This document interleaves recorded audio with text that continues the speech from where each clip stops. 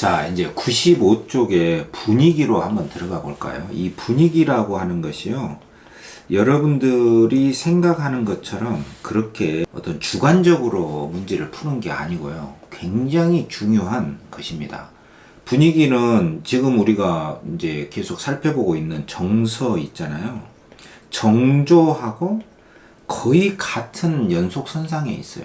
거의 같다고 생각하면 돼요. 그러니까 작품의 분위기가 뭐냐 이런 문제가 반드시 나오잖아요.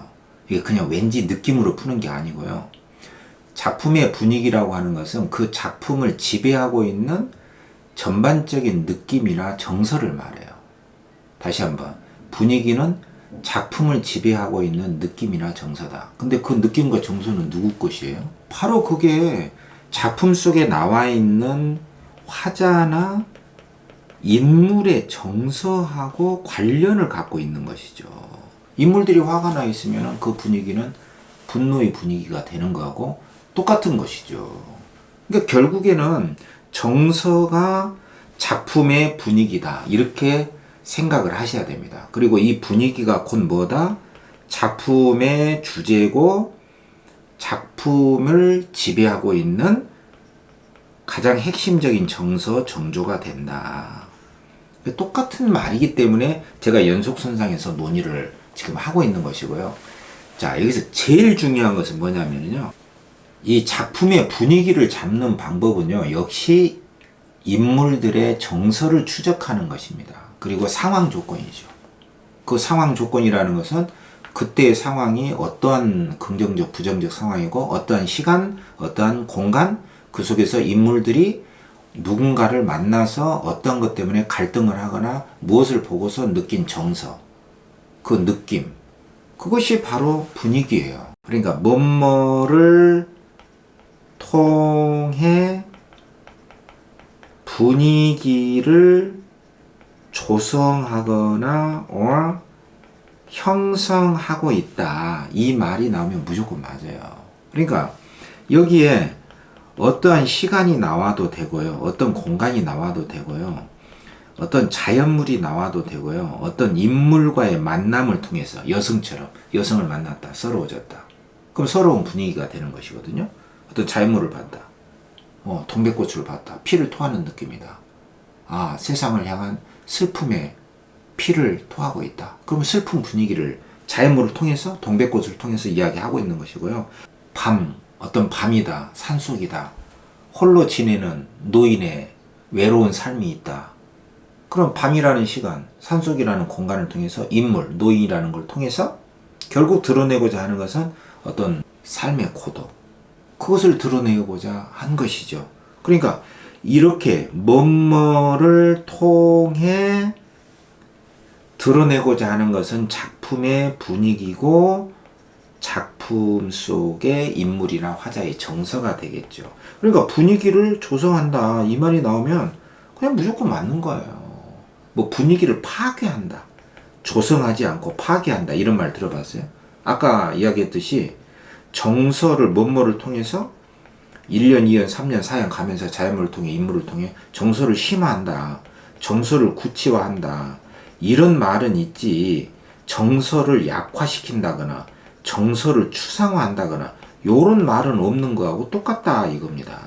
그러니까 분위기 조성, 분위기를 형성한다 이 말은 무조건 맞는 거예요. 이런 것들을 통해서. 근데 요거는 무조건 맞고, 근데 이런 것들이 있냐 없냐를 잘 봐야 되는 것이죠.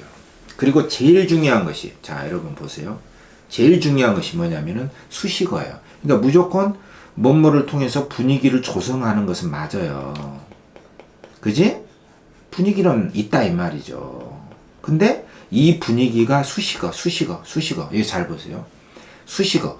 어떠한 분위기냐.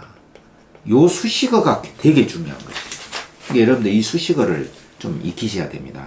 지금 굉장히 좋은 때잖아. 97쪽에 이제 기본 코스기 때문에 이제 단어도 좀 공부하시고.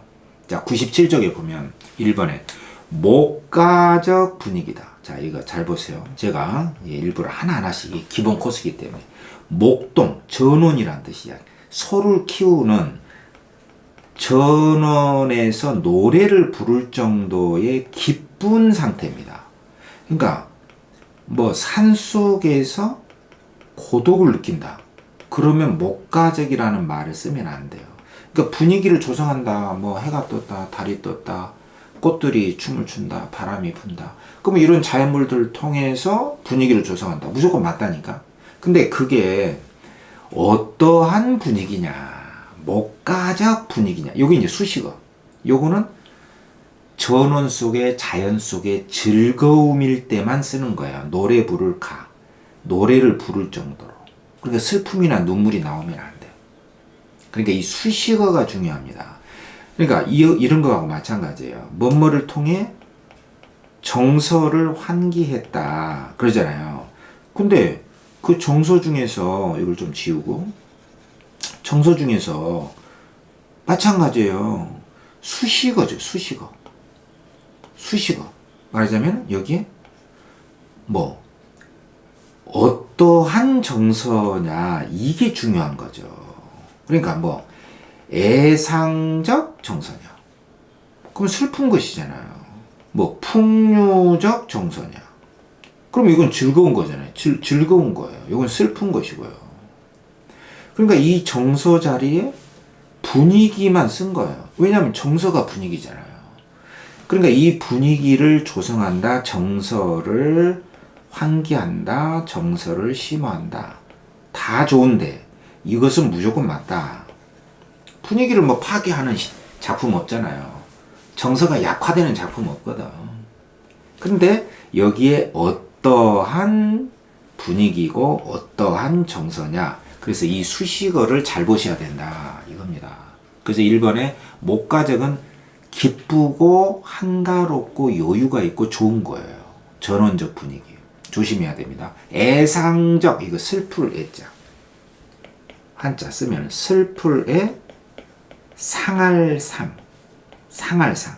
그러니까 너무나 슬퍼서 가슴이 아프다. 상할 정도다. 이게 애상적이단 말이에요. 그러니까 분위기인데 애상적이다. 슬픈 분위기고, 비극적. 이건 이제 뭔가 죽음이나 나쁜 것이 나와야 돼. 그 다음에 긴박한. 자, 이거 4번하고요. 16번하고 연결시켜봐. 자, 요거 제가 조금 설명을 하겠습니다. 이거 중요하니까. 먼저 긴박하다는 것은요. 긴박하다는 것은 굉장히 위기에 닥쳤고 다급하고 절박해.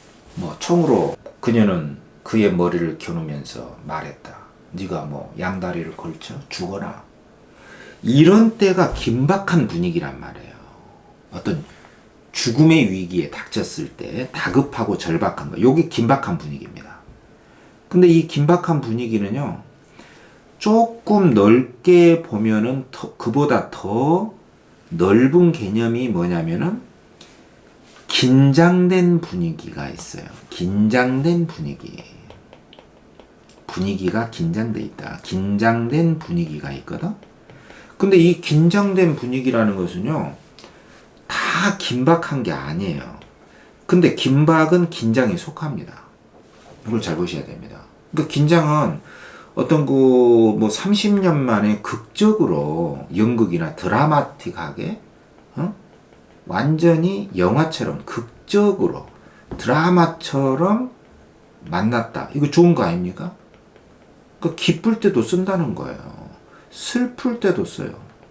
다급할 때도 써요.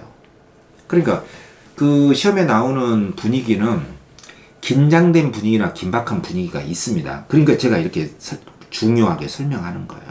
여러분들이 긴박한 분위기하고 긴장된 분위기를 좀 더 이해하기 쉽게 이야기하자면, 예를 들면 뭐 12시였다.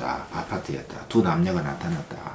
나는 7층 아래에서 나는 베란다 문을 열고 밑에를 내려다보고 있었다. 가로등은 빛나고 있었다. 두 남녀가 나타났다. 헤어지기 싫은 듯 둘은 서로 가까워지고 있었다. 소곤거린 듯 하더니 가슴이 맞닿을 듯 입술이 맞닿을 듯 나는 침을 꿀꺽 삼키고 내려다보고 있었다. 달은 환하게 빛나고 있었다. 자, 어떻습니까? 긴박한 분위기예요? 긴장된 분위기예요? 긴장된 분위기죠? 아, 둘이 정말 좋구나. 긴장된 분위기예요. 그러나 둘은 더 이상 가까워질 수 없을 정도라고 느껴졌을 때 순간 그녀의 입에서 면도날이 튀쳐나왔다. 그었다. 흐르는 피. 그리고 그녀는 말했다. 나쁜 놈. 네가 그동안 나를 속이고 양다리를 걸치고 오래 갈 수 있을 것 같아? 죽어라. 이건 뭡니까? 이것이야말로 긴박한 분위기가 되는 것이죠. 그거는 하나의 위기죠. 예를 들자면 이런 것이다 이겁니다. 그러니까 싸움, 다툼, 더 이상 조절할 수 없을 정도의 의견의 대립, 갈등의 고조, 이것은 긴박한 분위기예요. 잘 봐야 됩니다. 긴박한 분위기는 당연히 긴장, 텐션이 있죠. 그러나 긴장된 분위기라고 하는 것은 만남의 기쁨이나 좋은 것까지도 주의를 집중하게 만드는 일체의 것은 긴장된 분위기이기 때문에 긴장된 분위기가 다 긴박한 분위기는 아니다. 이걸 꼭 기억을 해 주셔야 됩니다. 시험에 잘 나와.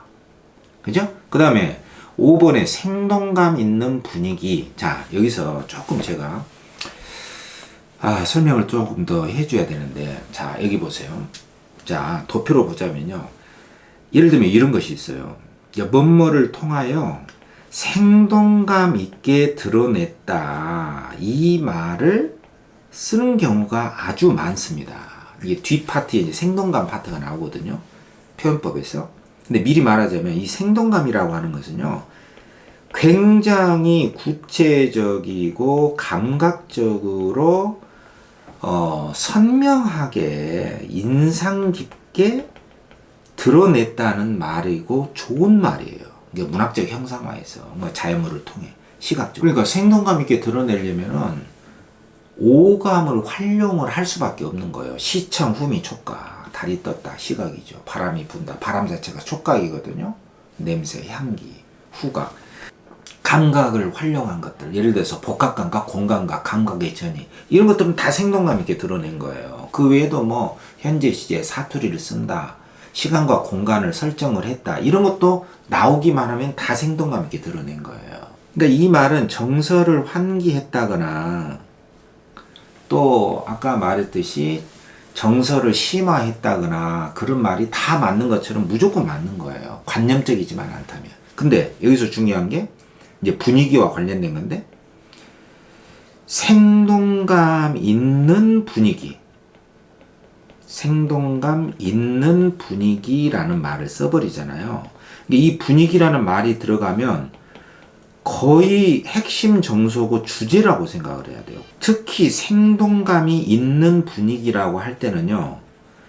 밝고 명랑해야 돼요. 여기서 말하는 이 분위기가 들어가 버리면은 작품 전체의 정서나 주제이기 때문에 밝고 명랑하고 어떤 기쁜 내용이 나와야 된다 이겁니다. 그러니까 분위기는 그냥 쓰는 게 아니라 지배적인 정서이기 때문에 생동감 있는 분위기 하면은 밝고 명랑해야 된다. 이 말을 강조를 하겠습니다. 이미 이 말이 굉장히 중요한 말이에요. 그러니까 다시 한번 생동감 있게 드러냈다 이 말은 무조건 맞는 이야기고요. 근데 분위기가 들어가. 이 분위기란 말이 들어가서 생동감 있는 분위기 하면은 밝고 명랑한 때만 쓴다. 뭐뭐를 통하여 생동감 있게 드러냈다고 생동감 있는 분위기하고는 이게 차이가 난다. 이게 중요하다. 이걸 꼭 기억을 하세요. 그 다음에 6번에 고즈넉하다는 것은 굉장히 고독하고 쓸쓸할 정도로 외롭다는 뜻이에요. 고즈넉하다. 누가 있으면 안 돼. 아주 고요하고 쓸쓸할 정도로 고요해야 돼요. 그 다음에 풍류적 분위기는 즐거움이고요. 엄숙하다. 아주 경건하고. 그 다음에 6번은 환상적이라는 것은 초월적이어야 됩니다. 뭐 천상계, 용궁계 이런 게 나와야 됩니다. 도술 이런 게 나와야 돼요. 현실적이지 않은 게 나와야 돼. 그 다음에 서정적, 낭만적 분위기 이것도 조심해야 됩니다. 서정적이다, 낭만적이다 이 말이 나오면요. 현실보다 더 좋은 것이 나와야 돼요. 그러니까 뭐 가난하다, 슬픔이다 이런 것들이 나오면 안 돼요. 현실 이상의 거, 현실보다 더 좋은 거. 서정적이다, 낭만적이다. 그러니까 어떤 고통이나 갈등이나 이런 게 나오면 안 되고요.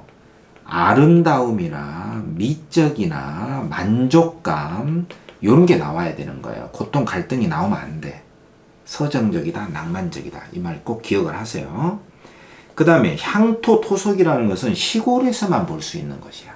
그러니까 뭐 도마뱀, 황소 이런 애들이 나와야 돼요. 근데 은행나무가 나풀거리는 어느 날. 근데 은행나무는 대치동이나 도시에도 많아요. 플라타너스. 그것만 가지고 토속적이라고 할 수는 없어. 그러니까 향토 토속은요, 완전 시골에서만 볼 수 있는 것이야. 이게 나와야 되고요. 자, 12번에 역동적 분위기. 자, 역동적 분위기라고 하는 것은요, 이 말 자체가 보여주듯이 힘이 있고 움직임이 있어야 돼요. 움직임이 필수입니다. 역동, 다이내믹하게 움직여야 돼. 뛴다, 달린다, 날아간다, 꿈틀거린다. 이렇게 움직임이 있어야 됩니다. 움직임. 이 움직임이 있는 역동적 분위기는요, 생동감 있게 드러나 있다의 일부분입니다.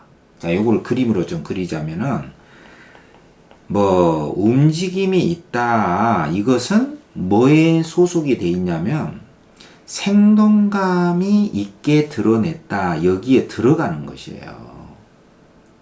그림으로 그리자면 요렇게 돼요. 이렇게 생동감 있게 드러냈다. 그 중에 하나가 역동이고, 역동은 생동감 있게 드러내는 것에 들어갑니다. 그러니까 생동감 있게 드러냈다는 건 아까 이야기했잖아. 구체적으로, 감각적으로 굉장히 선명하게, 뚜렷하게 드러낸 것으로 좋은 거예요. 그 중에 하나가 역동적이라는 거예요. 그러니까 역동적은 생동감이지만 생동감 있게 드러낸 게 다 역동적은 아니죠. 생동감 있게 드러내려면은 감각적으로 드러냈다. 그렇죠? 구체적인 공간이 있다. 사투리를 사용했다. 현재 시제를 사용했다. 그 외에 다양한 것들이 여기 다 들어갈 수가 있는 거예요. 대화를 사용하여 생동감 있게. 그러니까 구체적으로 나오기만 하면 다 생동감 있게 드러내는 거예요. 그 중에 하나가 역동적 분위기입니다. 그 중에 하나가 역동적 분위기예요. 어쨌든 역동적 분위기라는 것은 움직임이다. 그 다음에 정적 분위기는 고요함. 그러니까 이 정적 분위기라고 하는 것은 대비되는 말이 동적이고, 동적이란 말이 역동적이란 말이에요. 움직이지 않고 이것은 움직인다. 정적, 동적. 이것도 시험에 나왔어요. 기출문제. 잘 봐야 됩니다. 경쾌한 분위기. 경쾌한 분위기라는 것은 풍류적 분위기하고 똑같아. 즐거운 분위기, 들뜬 분위기 똑같아요. 들떴다, 막 혼란스럽다가 아닙니다. 즐겁다, 풍류적이다, 경쾌하다. 다 똑같은 말이에요. 그 다음에 긴장된 분위기는 아까 긴박한 분위기하고 관련시켜서 설명했고, 그 다음에 불안정한 분위기라는 것은 뭔가 부정적 현실 상황이 나와야 돼요. 뭔가 상실되고 결핍이 되고, 뭔가 고통스럽고, 뭔가 슬픔이 있고, 뭔가 갈등이 굉장히 크고, 뭔가 고민이 많고 고통이 많아. 고통은 썼구나. 이러한 상황 조건이 나오면은 그 작품의 분위기는 불안정한 분위기다. 이렇게 말할 수 있겠죠. 자, 문제를 한번 풀어보자고. 자, 98쪽에 개념 정리 1번 가슴에 새길 말. 구체적인 표현을 넘어서서 작품 전체의 느낌이나 분위기. 자, 가슴에 새길 말 1번 작품 전체의 성격, 작품 전체의 느낌, 작품 전체의 정서. 그게 바로 분위기죠.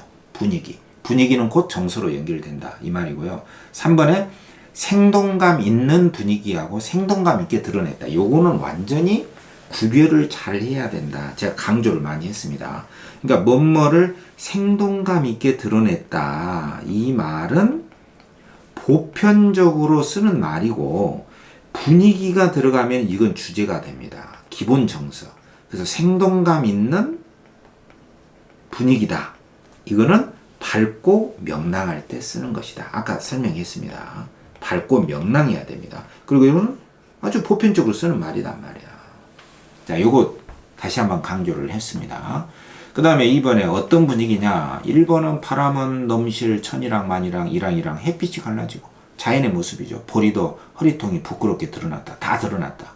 암컷이라 쫓길 뿐 순놈이라 쫓을 뿐. 암컷과 수컷이 서로 쫓기면서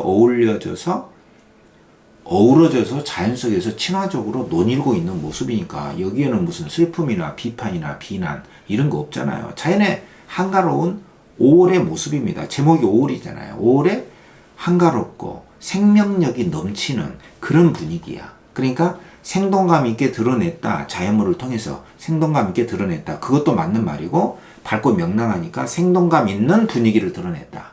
그것도 맞는 이야기다. 이겁니다. 생동감 있게 드러냈다. 맞고, 생동감 있는 분위기 맞고. 근데 2번은 산새도 날아와 웃지 않고, 근데 2번은 산새도 날아와 우짖지 않고 구름도 떠가고는 오지 않는다. 인적이 끊인 거 홀로 앉은 가을산의 어스름. 여기서 제일 중요한 게 홀로입니다. 홀로. 항상 홀로라는 게 나오면요, 고독이에요. 홀로코, 홀로코, 홀로톡. 고독입니다. 고독. 고독은 슬픔에 가까운 것이에요. 이 홀로가 나오면은 고독의 이미지이기 때문에 박두진의 도봉이라는 작품에다가는 적막한 분위기나 고적한 분위기 또는 고독한 분위기, 이런 말이 맞겠죠. 써보면 고적한 분위기, 이런 말이나 고적, 그죠? 외로울 고, 적막할 적, 고적한 분위기나 고독한 분위기, 쓸쓸한 분위기, 적막한 분위기, 이러한 수식어가 이 시에는 맞는 것이죠. 가을산의 어스름 속에 화자가 홀로 앉아 있거든요. 이것은 밝고 명랑한 게 아니잖아요. 이렇게 분위기를 잡는 겁니다. 자, 문제 99쪽에. 자, 굉장히 좋은 문제를 여러분들한테 소개를 하겠습니다. 101쪽에, 자, 101쪽에 2번 문제가 엄청 중요하고 매우 좋은 문제입니다. 이게 평가원의 문학을 전공한 선생님들이 낸 아주 좋은 문제거든요. 그 2번 문제를 보면요, 101쪽에 2번에 보기를 참고하여 윗글의 노란빛의 이미지를 해석해라. 이게 노란빛이 많이 나오거든. 이 노란색. 그럼 이 노란색은 시각이고 감각이잖아요. 이 감각적 이미지를 통해서 분위기도 조성하고 정서도 정조도 드러낸 거죠. 어떻게? 생동감 있게 드러낸 거죠. 근데 구체적으로 생동감 있게 감각적으로 드러냈다는 것은 맞지만, 분위기, 생동감 있는 분위기냐, 생동감이 있는 분위기냐, 이것은 차원이 다른 문제죠. 왜냐하면 생동감 있는 분위기가 나오려면 밝고 명랑해야 되거든. 과연 밝고 명랑한가? 그것을 이 작품에서 찾아내야 됩니다. 자, 첫째 줄부터, 자, 이 작품의 분위기를 살펴보기 위해서 첫째 줄부터 유심히 한번 살펴봅시다. 첫째 줄에서 한 다섯째 줄까지는 굉장히 꼼꼼하게 읽어줘야 됩니다. 소설에서 여러분들이. 여기에 이제 작품의 기본 정서라든가 기본 배경, 기본적인 상황 조건이 여기에 제시가 되어 있기 때문에 그래요. 제가 항상 강조를 하죠. 첫째 줄에서 다섯째 줄 사이를 꼼꼼히 읽어라. 이 속에 기본적인 배경이나 상황 조건, 이 속에서 나오는 기본 정서가 들어가 있기 때문에. 첫째 줄 어떻게 나와 있습니까? 집에 가봐야 노루꼬리만 검잡다는 겨울해. 자, 여기서 이제 배경은 시간 배경 찾아보세요. 공간 배경 찾아보세요. 자연물이나 인공물이나 인물들 체크하세요. 먼저 이런 것들을 먼저 체크해야 돼. 자, 집에 가봐야 집 나오죠? 노루꼬리만큼 짧다는 겨울해. 자, 시간적 배경 겨울이다. 해 자연물이죠. 점심이 기다리고 있는 것도 아니어서. 자, 보세요. 이게 굉장히 중요한 정보거든요. 점심이 없다는 것은 뭡니까? 이것은 굉장히 점심이 없으면 좋아요? 갔는데 열악한 부정적 현실이에요. 가봐야 점심이 없어. 그래서 우리들은 1인칭이죠? 1인칭 서술입니다. 내가 주인공이냐 아니냐는 것은 아직 안 나왔지만 어쨌든 1인칭 서술자입니다. 우리들은 학교가 파는 대로 책가방만 던졌는데 때를 지어 선창을 지나. 자, 공간이 나오죠. 항만의 북쪽 끝에 있는 제분 공장에 갔다. 제분 공장에 갔다. 이게 공간이란 말이에요. 그러니까 공간을 설정하여, 시간적 배경을 설정하여, 시간과 공간을 설정하여 자연물을 통해 구체적인 공간, 집을 통해 이러한 것들을 통해서 생동감 있게 드러낸 것은 맞는데 밝고 명랑한 분위기가 아니잖아요. 그러니까 여기 보세요.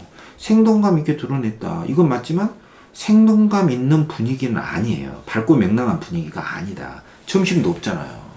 그래서 제공 공장에 가서 뭐 했냐면은 건조된 밀이 널려 있었고 그것을 한 움큼씩 입에서 털어서 오죽 먹을 것이 없으면 밀을 먹었다 이거죠.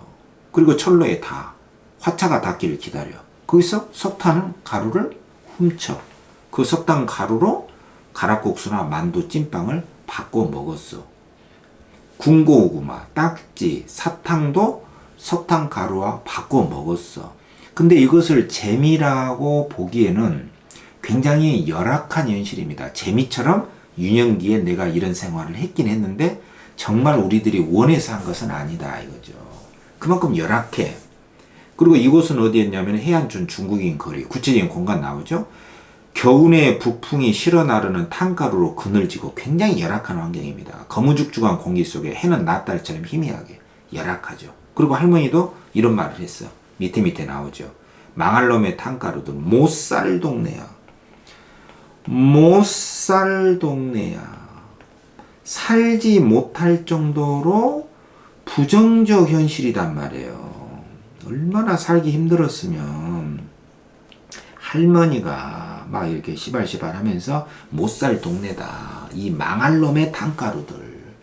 근데 우리는 그 망할 놈의 탄가루를 석탄 가루를 훔쳐서 뭐 국수하고도 딱지하고도 사탕 따위가 되기도 하고 군고구마를 바꿔 먹기도 했다. 이거죠. 그러니까 석탄과 관련된 일화, 에피소드로 나의 열악했던 중국인 거리에서 살았던 유년기 시절을 회상하는 1인칭 소설이거든요. 그리고 할머니의 입에서 나온 말을 볼 때는 광석청이라는 냇물에서는 말이다. 물론 난리가 나기 전에 이북에서지 6.25 나기 전에 이북에서 살았던 모양이에요. 그래서 6.25가 나와서 밑으로 내려왔던 것 같아요. 그죠? 그 중국인 거리에서 살았던 거죠. 근데 너무나 열악해. 탄광이 있는 곳이죠. 빨래를 하면 히다못해 시퍼랬지. 어느 독이 그렇게 시퍼랬겠냐. 그 정도로 이북에서는 청정지역이었다는 것이죠. 근데 이곳에 내려와서는 전란 이후에 이렇게 열악한 환경에서 할머니가 지금 화가 나셔서 너무 더러워. 공기 오염이 너무 심해. 탄가루 때문에. 그리고 겨울방학이 끝나면 담임 여선생은 우리들을 벗겨가지고 탄가루를 이렇게 몸을 식혀주기도 했어. 막 찰싹 때리기도 했다. 굉장히 위험한 장면일 수도 있는데 사실은 굉장히 유년기 시절의 나의 추억에 해당이 되거든요. 선생님이 나쁜 사람 아닙니다. 백조. 그리고 이제 치옥이랑 내가 대화를 하는 대목인데 나는 커서 미용사가 될 거야. 치옥이가 노란 목소리로 이야기를 했죠. 자, 여기서 노란 목소리가 나와. 여기서 색채가 나온단 말이에요. 근데 목소리는 청각인데 그것을 시각화한 거예요. 청각의 시각화죠. 이게 공감각이거든. 감각이 옮아갔어. 이것을 우리가 감각의 전이라고 하죠.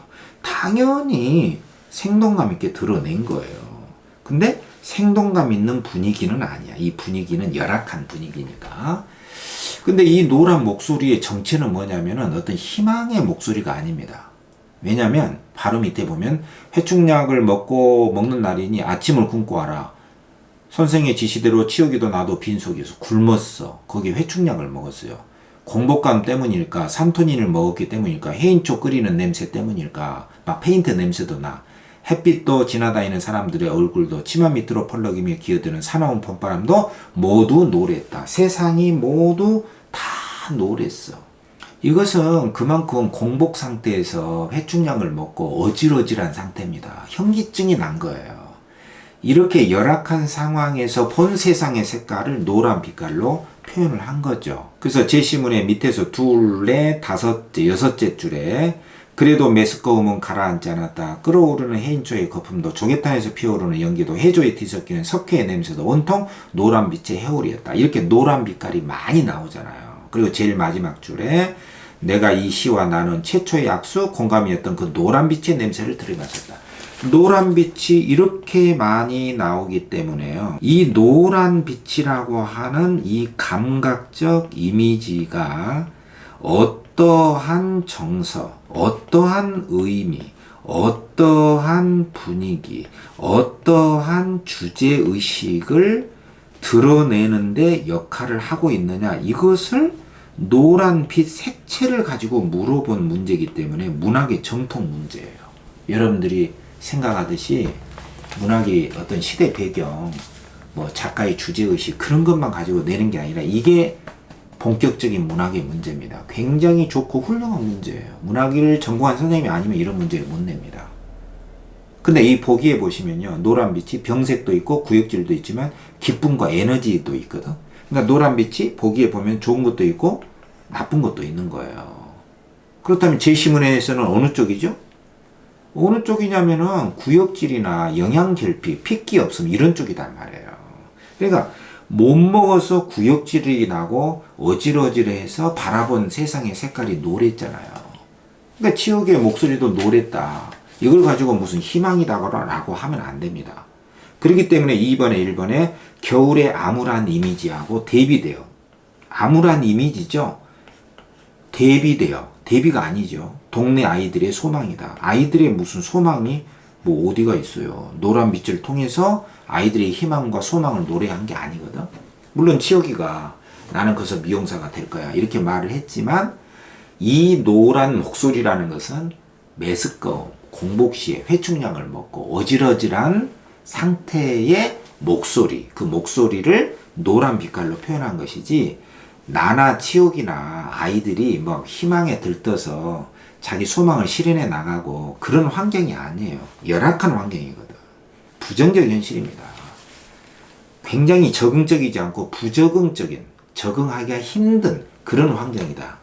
이런 것이죠. 그렇기 때문에 1번에 겨울의 암울한 이미지와 반대되거나 차이가 나는 소망의 세계다. 이건 틀린 거예요. 암울한 이미지거든요. 아이들의 소망도 아니고요. 그래서 1번이 틀린 것이고 2번에 중국인 거리는 그만큼 석탄가루가 날리는 열악한 현실이다. 그게 바로 불안정한 분위기란 말이 여기서 나온 거예요. 근데 이 분위기의 종류로서 불안정한 분위기는 이미 수능에서 썼던 굉장히 중요한 개념입니다. 불안정한 분위기죠. 석탄가루가 날리는 열악한 환경이죠. 그리고 나의 낯선 상태. 그러니까 이곳이 나의 고향은 아니거든요. 할머니 말에서 이북에서 내려왔잖아요. 잠시 중국인 거리에서 살았는데 엄청 환경이 안 좋아. 그러니까 나는 이 도시하고 나는 최초의 악수였대잖아요. 이 제시문의 마지막에 나오잖아요. 그러니까 내가 이곳에서 탄생한 게 아니에요. 어쩌다 이곳에서 아버지 따라 할머니 따라 왔는데 되게 막 폐허화가 돼 있어. 막 페인트 냄새 나고. 그때 만난 최초의 색깔. 그게 바로 노란 빛깔이었거든. 그러니까 이 노란 빛깔은 완전히 어떤 에너지와 희망이 아니라 낯선 공간에서 느낀 정서, 낯선 정서고 적응적이지 않고 상당히 부적응적이고 상당히 부정적 현실이 되겠죠. 그러니까 이러한 것을 파악을 했을 때 우리가 이 작품의 분위기를 파악했다. 이렇게 이야기를 하는 거예요. 그러니까 분위기를 파악하려면 시간적인 조건, 공간적인 조건, 그리고 마주하게 되는 대상들, 그리고 인물들의 입에서 나온 대화, 대사 이런 것들을 잘 주목해서 봐야 됩니다. 첫째 줄에서부터 가봐야 점심도 없대잖아요. 배고픈 환경이에요. 거기서 노란 색깔들은 다 부적응적인, 부정적 현실입니다. 불안정한 분위기 맞죠. 3번 메스꺼움, 부적응 상태. 4번 몽롱한 의식 상태, 어질어질해. 5번 공복, 산토닌. 그 상태에서 바라본 세상의 모습을 노란 색깔로 표현했다. 1번이 틀려서 답이고 1번은 석탄의 기능. 이 석탄 때문에 여러 가지 에피소드, 사건들이 연결이 됐거든요. 석탄 가루를 훔쳤어. 에피소드 하나. 할머니 입에서 나와. 망할 놈의 탄가루, 석탄가루죠. 또 여선생님이 우리 몸에 붙은 석탄가루, 탄가루들을 씻어줬어. 찰싹찰싹 때리면서. 이런 석탄가루라는 소재가 연결이 되면서 여러 가지 에피소드가 나왔잖아요. 그러니까 이 석탄가루의 기능이 뭐냐라고 하신다면은 1번에 작품 분위기에 생동감을 불어넣고 있다. 세상에 이게 무슨 말입니까? 이 분위기라는 말이 나오면은 정말 조심하라고 그랬잖아. 특히 생동감 있게 드러냈다. 이것은 거의 다 쓰지만 생동감 있는 분위기다라고 했을 때는 밝고 명랑해야 된다니까. 근데 이 작품은 밝고 명랑한 분위기가 아니에요. 그래서 틀린 겁니다. 여러 에피소드나 사건들, 장면을 묶어주는 연결고리가 된다. 석탄의 기능, 석탄가루. 그 석탄 때문에 여러 가지 에피소드가 있었잖아요. 할머니 입에서 석탄가루 훔치고 여선생님이. 2번이 답이겠죠. 그리고 3번에 심리를 드러낸다. 근데 이 석탄가루를 가지고 내가 이 석탄가루가 뭐 좋다, 나쁘다, 슬프다 이런 것을 감정을 직설적으로 드러내지는 않았어요. 그냥 보여준 거예요. 근데 여기서 드러냈다는 것은 직설적으로 감정을 드러냈다는 뜻입니다. 심리 드러냈다. 심리 드러냈다. 심리를 직설적으로 드러냈다. 좋다, 나쁘다. 감정이 드러났다. 이건 아니다. 이겁니다. 4번. 석탄가루 때문에, 석탄 때문에 뭐 인물들이 내놔라, 내 거다, 막 싸움하고 갈등하고, 그것 때문에 갈등하는 건 아닙니다. 석탄 때문에 인물들 사이에 갈등하는 건 아니에요. 물론 할머니가 망할 놈의 탄가루들 이렇게 했지만, 석탄이 싫다 이것이지, 석탄 때문에 인물과 인물들 사이가 갈등하게 된 건 아니다. 이겁니다. 또 5번에 반전. 석탄 때문에 분위기가 뒤집어졌다. 그건 아니고요. 102쪽에 다 분위기 문제입니다. 카본의 분위기는 어떻습니까? 분위기를 파악하려면 시간을 잘 보세요. 상황 조건, 공간을 보세요. 자연물 찾으세요. 그리고 이런 것들이 드러난 서술어나 수식어를 잘 보세요. 이 속에 상황 조건이 들어있고 이 상황 조건이 정서고 이 정서가 분위기니까요.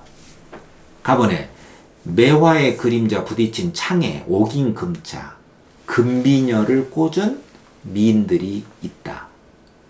또 두세 명의 백바롱 노인들이 검은고 노래가 있고 달이 떴다. 자, 어떻습니까? 이 정도면 거의 노래방 아닙니까? 이건 즐거운 분위기예요. 근데 3번에 2번에 구슬픈 분위기가 웬 말이냐. 이건 이거 즐기고 있는 거잖아요. 여러 미인들하고 노인들이 검은고 노래 부르고 달이 뜨고 흥겨운 분위기잖아요. 뭐 아파트 아니니까 한옥이라고 할 수 있습니다. 한옥.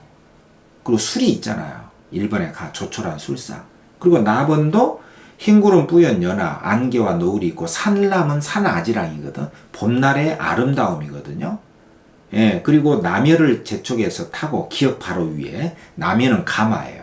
양반이라는 것이죠. 소나무 아래 굽은 길로 왔다 갔다. 녹양에 우는 황행, 교태 겨우 하는구나. 꾀꼬리가 아양을 떤다. 즐거우니까, 내가 즐거우니까 꾀꼬리도 아양을 떠는 것처럼 보인다.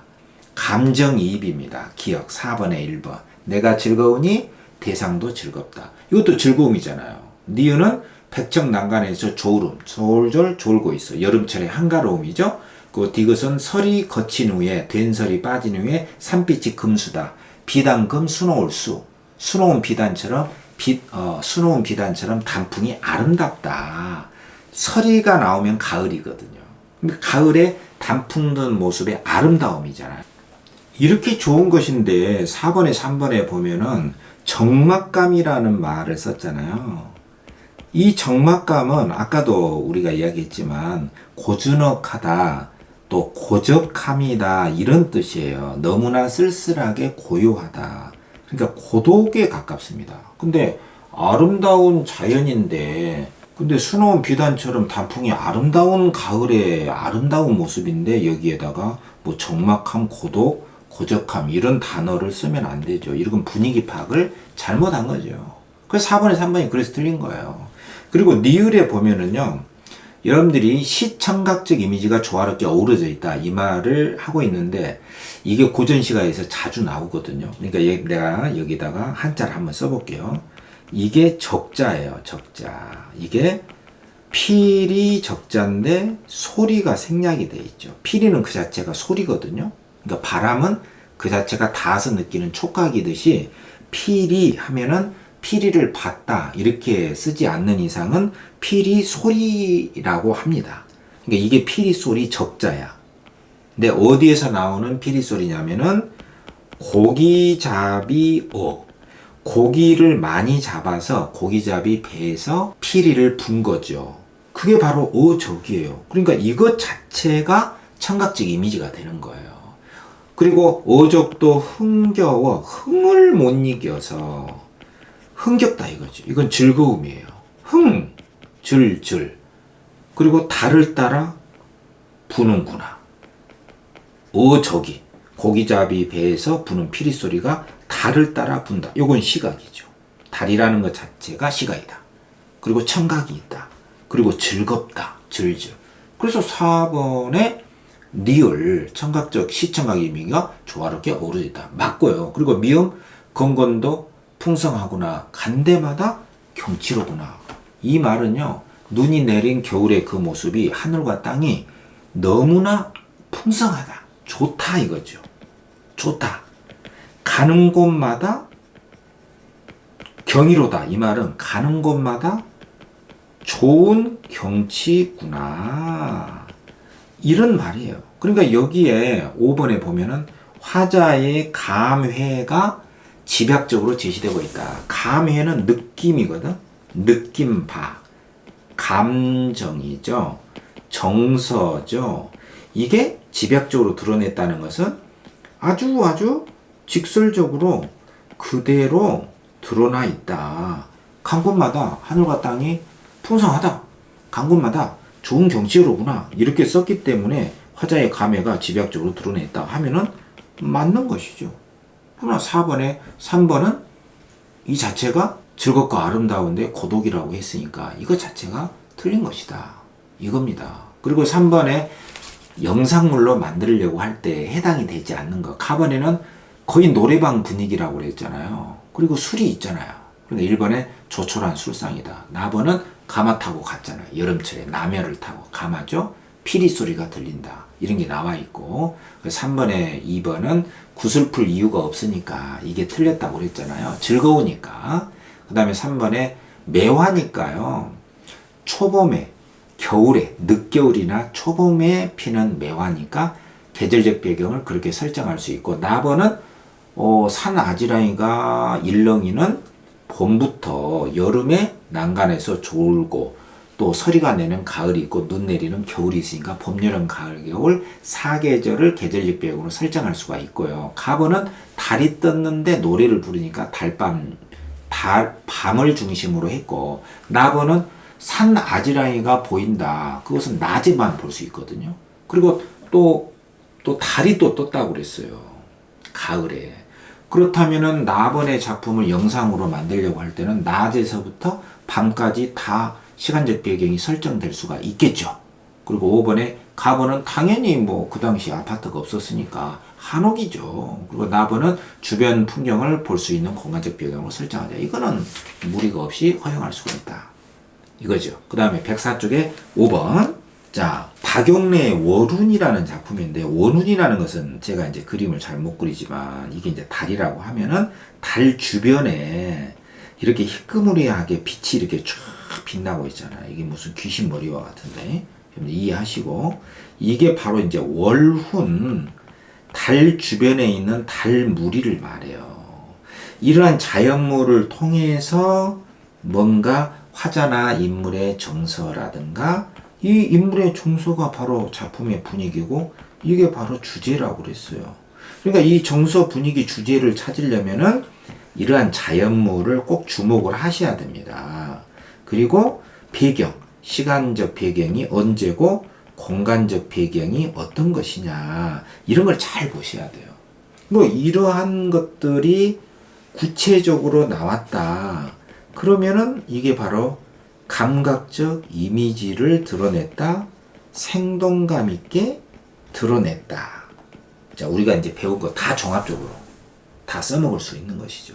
그러나 생동감 있게 드러냈다는 것은 이 속에 역동적인 것도 들어가고 현재 시제 구체적으로 나온 대화, 대사 다 나오면 다 생동감 있게 드러낸 것인데 그 중에서도 이러한 달 같은 것만 나와도 감각만 나와도 생동감 있게 드러낸 것이다. 근데 여기서 조심해야 될 건 뭐냐? 이렇게 구체적으로 나왔다고 해서 생동감 있는 분위기가 꼭 되리라는 보장은 없다. 왜? 구체적이고 감각적으로 선명하게 인상 깊게 구체적으로 드러낸 것은 맞지만 반드시 밝고 명랑하리라는 보장은 없잖아요. 그러니까 이 분위기라는 말이 들어가면은 주제입니다. 그것도 생동감 있는 분위기 하면은 밝고 명랑한 분위기야. 그리고 아까도 계속 강조해서 말했지만 생동감 있게 드러냈다 그러면은 슬퍼도 기뻐도 그냥 구체적으로 감각적으로 드러나면 무조건 맞다 이겁니다. 그러니까 모든 작품은 생동감 있게 드러낸 거예요. 슬퍼도 기뻐도. 자, 이 시는 어떠냐? 작품의 분위기를 한번 보죠. 첩서산 중에도 없는 마을이 얘기했다. 그러니까 작품의 분위기나 작품의 정서, 주제 이거를 찾으려면요 무조건 보세요. 시간하고 공간 있죠. 그리고 자연물 이런 구체적인 대상을 먼저 찾으세요. 이게 이제 상황 조건이거든요. 이 상황을 파악을 해야 분위기나 정서가 나오잖아요. 당연한 거 아닙니까? 그러니까 여기서 마을을 무조건 동그라미 쳐야 돼요. 공간이잖아요. 모래뚝 공간이죠. 강기슬리도 보이지 않는다. 허방다리 드러내면 보이는 마을. 자, 이게 이제 마을을 배경으로 한 거예요. 그러나 여기까지 읽으면은 이게 밝고 명랑한지 슬픈지 고독한지 풍류적인지 알 수가 없어요. 그러니까 판단 보류.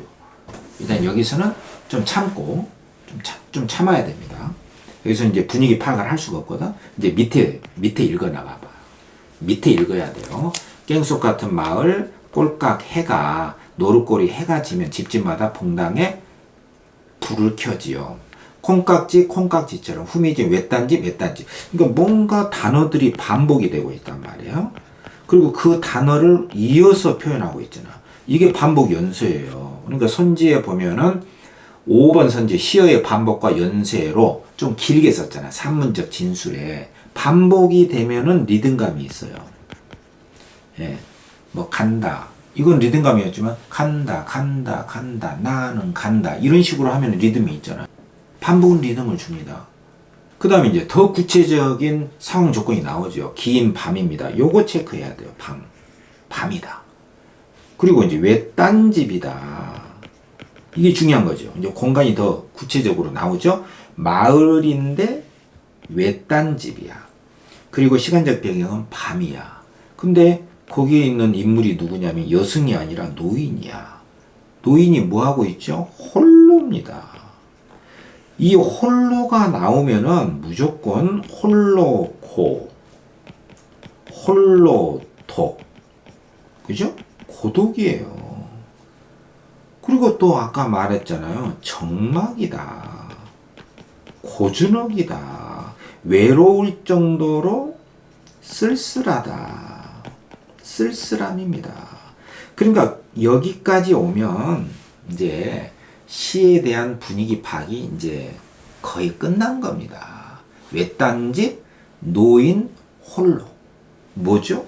삶의 고독을 형상화한 거죠. 구체적인 시공 배경을 설정하고 인물 설정하고 구체적인 자연물 설정하고 분위기 조성하고. 근데 분위기가 어떤 분위기냐? 고독한 분위기죠. 쓸쓸한 분위기죠. 밝고 명랑한 분위기가 아닙니다. 그럼 구체적으로 드러냈냐? 구체적으로 드러냈죠. 쓸쓸하지만 구체적인 자연물 나오잖아요. 시간 나오잖아요. 공간 나오잖아요. 노인 나오잖아요. 그 구체적으로 뭔가가 나왔으면 그거 자체가 생동감 있게 드러낸 거예요. 그러나 다시 한번 이야기하지만 생동감 있는 분위기는 아니다. 왜냐? 쓸쓸하니까. 밝고 명랑해야만 생동감 있는 분위기를 쓰니까요. 자, 이 노인이 뭐 하는 거예요? 우리의 관심사가 노인입니다. 홀로 잠이 깨어 출출한 나머지 무 깎고 고구마 깎다 바람도 없는데 시람으로 풀려나가는 집단 집보라기의 설레임을 듣습니다. 귀를 모으고 듣지요. 이름 모를 새들의 온기를 생각합니다. 숨을 죽이고 생각하지요. 그러니까 뭔가 단어를 반복해서 그 끝을 이어서 쓰고 있습니다. 이게 반복 연쇄라는 것이죠. 이를테면 이름 모를 새 해놓고 새들의, 이게 연쇄라는 것이죠. 참 오래오래 노인의 자리맡에 밭은 기침 소리도 없을 때 벽 속에서 겨울이다. 계절적 배경. 귀뚜라미 나오죠. 자연물. 귀뚜라미는 울지요. 귀뚜라미가 운다. 슬픔이죠. 귀뚜라미의 슬픔. 어떻게 우냐? 때를 지어 웁니다. 무너지라고 웁니다. 반복. 그러니까 귀뚜라미라는 자연물을 통해서 슬픔을 쓴 건데, 이 슬픔은 고스란히 누구의 슬픔이냐? 노인의 슬픔을 간접적으로 암시하는 거죠. 근데 구체적으로 나왔잖아요. 이 구체적으로 나왔다는 것은 감각적이고, 감각 중에서도 울음이니까 청각적이고, 이거 자체가 생동감 있게 드러낸 거죠. 그러나 밝고 명랑한 분위기는 아니기 때문에 생동감 있는 분위기는 아니다. 이렇게 구체적이고 감각적으로 또 생동감 있게 드러냈다는 것은요, 문학의 일반적인 형상화 기법입니다. 그것을 통해서 정서도 분위기도 형성을 하는 것이잖아요. 그렇지만 어떠한 정서냐, 어떠한 분위기냐, 그게 중요한 거예요. 그래서 제가 수식어가 중요합니다. 여러분들 이렇게 계속 강조를 하는 것이거든요. 잠깐 여기 한번 보세요. 그러니까 구체적이면서 감각적으로 드러냈다는 것은 그 자체가 기쁨이든 슬픔이든 생동감 있게 드러낸 것이에요. 이제 복습입니다. 마지막이죠. 이것을 통해서 정서나 분위기가 형성이 되는 거예요. 조성이 된다. 뭐뭐를 통해서 정서나 분위기가 형성되는 것은 일반적인 이야기고요. 제일 중요한 게 바로 이거단 말이에요. 그것이 어떤 정서냐, 애상적 정서냐, 풍류적 정서냐, 그것이 어떠한 분위기냐, 이것은 차원이 다른 이야기예요. 그러니까 이 수식어를 잘 보셔야 된다 이겁니다. 이 수식어. 요 부분이 정말 중요한 거거든요. 이건 일반적인 이야기예요. 모든 문학에. 그러니까 여기서 제가 이렇게 강조한 이유는 5번에 3번 보시면 3번이죠. 목가적 분위기를 대화적 구성을 통해 보여주고 있다. 이런 말을 하잖아요. 그러니까 이 산중에 홀로 무 같고 고구마 같고 홀로 살아가는 노인의 고독한 삶. 귀뚜라미도 울어대죠. 이러한 산속에서 노인의 홀로 된 삶을 구체적으로 감각적으로 대상을 통해서 생동감 있게 드러내서 정서나 분위기를 형성하고 있잖아요. 근데 이게 목가적 분위기는 아니란 말이죠. 왜냐면은 이 목가적이라고 하는 것은 아까도 우리가 배웠지만 목가적이라고 하는 이 수식어잖아요. 수식어. 이 목가적 분위기.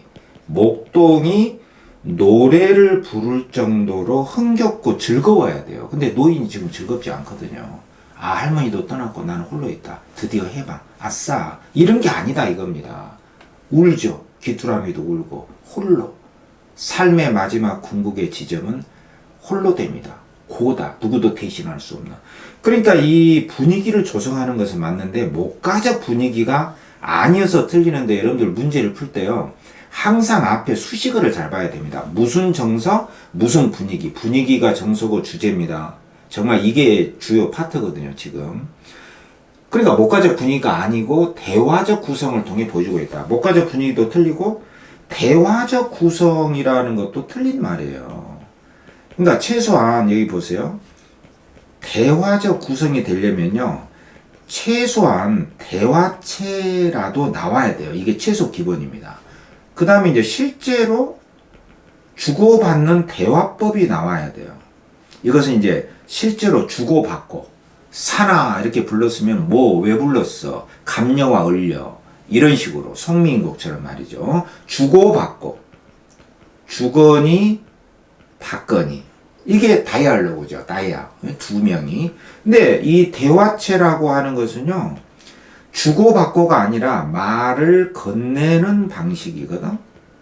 말을 건네는 방식. 그러니까 청자만 나와 있어도 돼요. 그러니까 우리가 흔히 하듯이 너, 그대, 당신, 그리고 자연물인 산을 사나, 이렇게 꽃이여, 이런 식으로 불렀다는 것은 의인화도 되고 마치 앞에 있는 것처럼 불렀잖아요. 이렇게 대상을 설정을 해서 상대를 설정해서 있는 것처럼 실제 대화는 아니고 그래서 대화체라고 하는 거예요. 그리고 이건 실제로 주고받는 것이 나와야 되는데 여기서는 뭐 대화체도 아니고 실제 대화도 아니고 뭐 어떤 식으로 이 말을 썼는지는 모르지만 대화적 구성이라는 말 자체는 성립이 안 된다. 이렇게 볼 수가 있는 것이죠. 그래서 3번이 틀린 거예요. 그리고 4번에 시상이 집약된 시어로 끝맺으면서 여운을 남기고 있다. 여러분 항상 시상이 집약이 됐다는 말은요. 시상은 우리가 배웠잖아 이제. 시에 대한 그 속에 들어있는 정서나 생각, 구성 이게 시상이잖아요.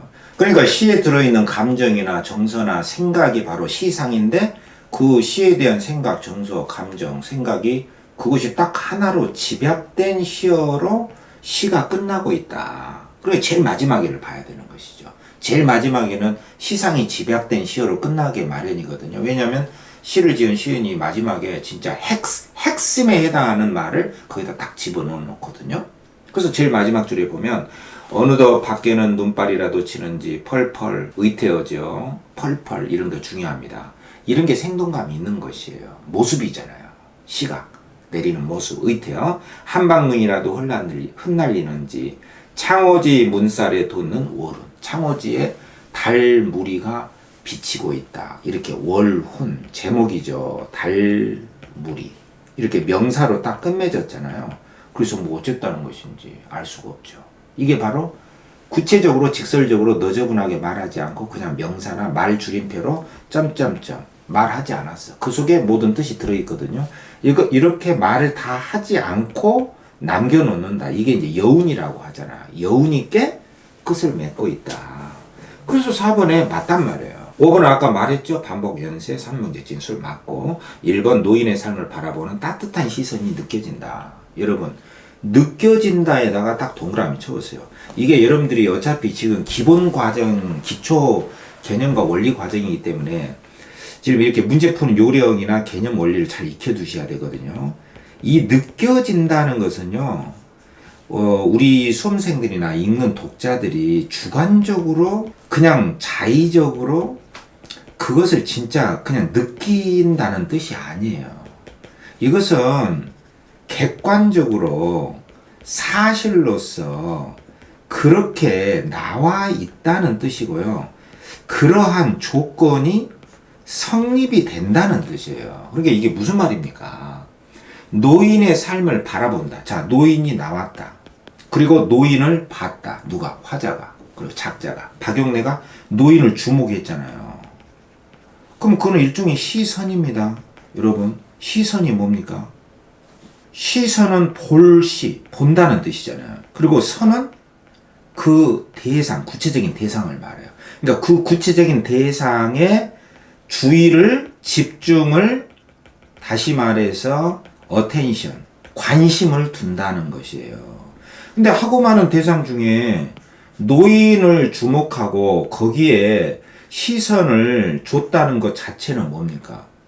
그게 바로 그 유명한 여러분 여기 보세요. 따뜻한 시선이라는 뜻입니다. 그러니까 이 따뜻한 시선이라는 말은요 어마어마한 단어예요. 사실 여러분들이 이 구절을 정말 외워놓으셔야 됩니다. 그러니까 어떤 대상을 주목하고 그 대상을 썼다는 것 자체는요 그 대상을 죽어라 꺼져라 이렇게 비판하고자 한 것이 아니고 그것을 바라봤다는 것 자체는 관심과 어떠한 따뜻한 시선이 있는 것이고요. 이것을 다른 말로 친화라고 그래요. 그러니까 어떻게 보면 이 속에는 어떤 따뜻한 마음이 있는 거죠. 동정도, 연민도, 사랑도, 그죠? 애틋한 그런 마음이 담겨져 있는 거죠. 산속에 있는 노인 혼자 이 정보화 시대에 뭐 하는 짓이나 죽어라. 뭐 무나 고구마 깎고 식량만 축내고 죽어라. 국민연금 너한테 나가는 것도 아깝다. 이런 뜻이 아니에요. 그 노인의 삶을 딱 본 것은 우리 삶의 마지막의 모습. 삶의 어떤 근원적인 모습으로서의 그 홀로 될 노인의 모습을 딱 주목하고 아 노인이요 산속에 홀로 겨울 귀뚜라미도 우는구나. 그러니까 그 노인을 바라보고 그 노인을 바라보는 시선이 어때요? 따뜻한 시선이 여기에 담겨져 있음이 전제돼 있는 거예요. 이게 겉으로 표현된 건 아닙니다. 그러니까 이런 의미에서 여기에 느껴져라는 말을 진짜 나는 선생님 이 작품을 봐도요 별로 안 느껴지는데요. 어떡하죠? 노인 짜증나는데요. 이런 식으로 주관적으로 자의적으로 자기 멋대로 해석을 하면 안 된다는 사실이에요. 이런 정서와 분위기야말로 객관적이고 사실적으로 진짜로 나와 있는 걸 토대로 해서 문학의 개념과 원리를 잘 이해해 주셔야 된다 이겁니다. 그냥 봤다, 주목했다, 썼다. 물론 비판의 대상도 있습니다. 그러나 대부분은 뭐 버스에 혼자 오르는 계집애가 있다. 왜 백석의 8원이라는 시 있잖아요. 손잔등이 불어 터졌다. 삼촌집에 간다고 한다. 그럼 계집애에 대한 죽어라. 손잔등을 더 찢어버린다. 이런 게 아니고 그런 열악한 현실에 처한 어떤 존재를 봤다는 것 자체가 어떤 소외되고 사라지고 힘없는 자를 주목하고 관심을 갖는 뭐가 있다? 따뜻한 시선이 있다. 그것을 선지해서 따뜻한 시선이 느껴진다. 이렇게 쓰는 겁니다. 여러분. 그리고 이번에 외딴집의 전경을 통해 외딴집이 나왔잖아요. 노인의 고독을 드러내고 있다. 그렇죠. 노인의 고독이 있는 거예요. 그러나 그것은 아름답고 기쁘고 명랑하고 밝은 생동감 있는 분위기가 아니고 그냥 생동감 있게 드러낸 것이기 때문에 구체적으로 그래서 3번의 목가적 분위기가 아니다. 제가 이 문제를 왜 이렇게 자세히 설명하냐면요. 이게 여러분들의 기본적이고 기초적인 문학의 개념과 원리이기 때문에 그렇거든요. 자, 여기까지 하겠습니다. 7강 정서 종조, 8강 정서 심화, 정서 환기, 시상 유발, 9강 분위기까지 연속해서 이 정서 파트를 다 다뤘는데요. 제가 이 부분을 왜 이렇게 강조를 하냐면요. 문학의 완전 밑바닥 기초 개념과 원리이기 때문에 그렇거든요. 제가 이제 미처 설명하지 못한 부분도 있어요. 정서의 원리라는 것도요. 사실은 바깥에 있는 거 대상이 있어야 된다라고 그랬잖아요.